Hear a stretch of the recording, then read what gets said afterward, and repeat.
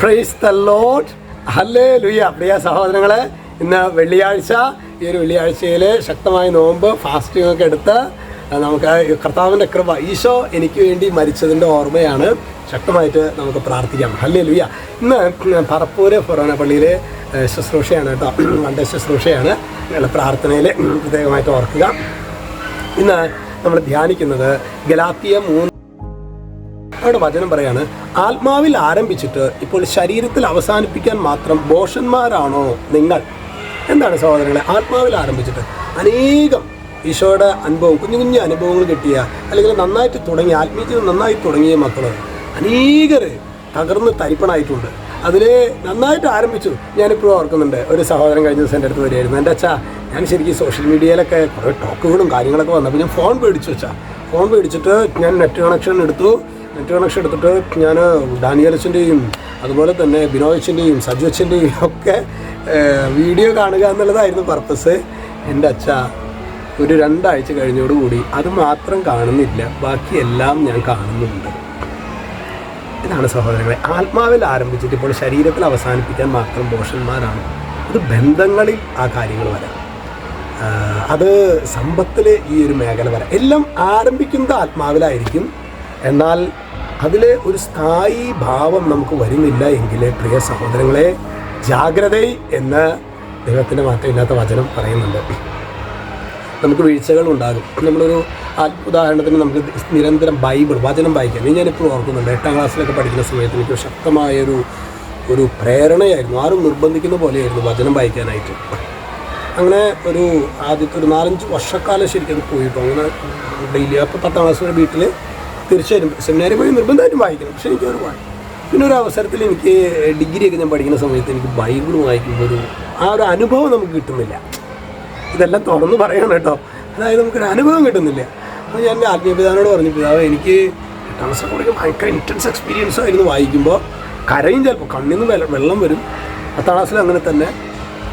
ഞാൻ സെമിനാരിൽ ചേർന്നപ്പോൾ ആദ്യ വർഷങ്ങൾ അങ്ങനെ തന്നെ. പക്ഷേ ഞാൻ ഡിഗ്രിയൊക്കെ പഠിക്കുന്ന സമയത്ത് എനിക്ക് ഒന്നൊരു അച്ഛൻ പറഞ്ഞു, അച്ഛൻ ഇതാണ് ബ്രദറുടെ ഏറ്റവും ഒരു ക്രൈസിസ് പീരീഡ് പോലെയാണിത്.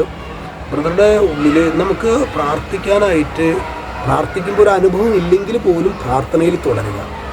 അതാണ് സ്ഥായിയായ അഭിഷേകം എന്ന് പറയുന്നത്. സ്ഥായിയായ, ഞാൻ ആദ്യമായിട്ടാണ് പദപ്പന്ത് കേൾക്കുന്നത്, സ്ഥായിയായ പെർമനൻസി എന്നൊക്കെ പറയില്ലേ നമ്മൾ. ഇത് പ്രിയ സഹോദരൻ, നമ്മൾ പ്രത്യേകമായിട്ട് ശ്രദ്ധിക്കേണ്ട ഒരു കാര്യമാണ്.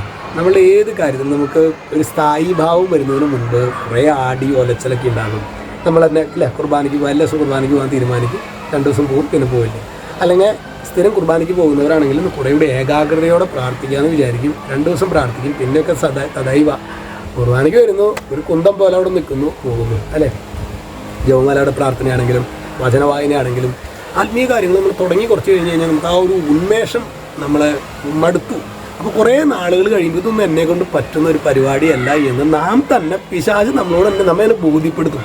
അവസാനം എന്തായി? ഇതൊന്നും നടക്കുന്ന കാര്യമില്ല. പിന്നെ ഒരു നാമമാത്ര ക്രിസ്തീയ ജീവിതം നയിച്ചിട്ട് പിന്നെ വല്ല ധ്യാനത്തിനോ അല്ലെങ്കിൽ വിജാതി മക്കളൊക്കെ യേശുവിനെ കുറിച്ച് പറയുമ്പോൾ വെള്ളം ഇറക്കിയിരിക്കാന്നല്ലാതെ പിശാച് നമ്മളോട് പറയുന്നത് ഇതൊന്നും നടക്കുന്ന കാര്യമല്ല.